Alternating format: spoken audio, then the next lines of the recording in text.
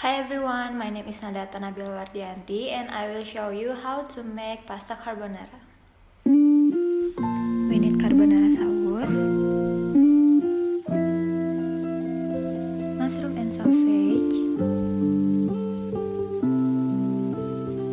garlic, pasta,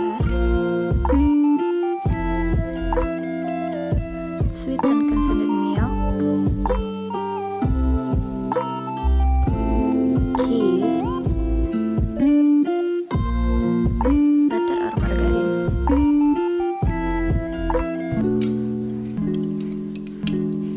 First step, we add the margarine.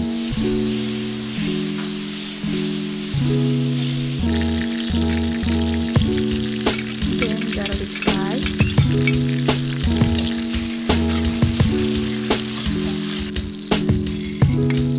Mushroom and sausage.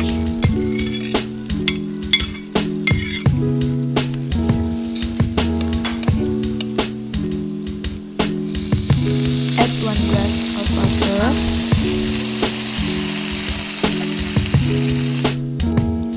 Add the carbonara sauce and wait for it to boil.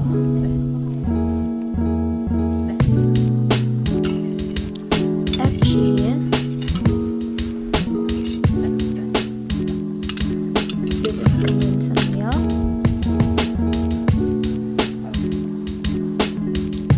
and stir until blended.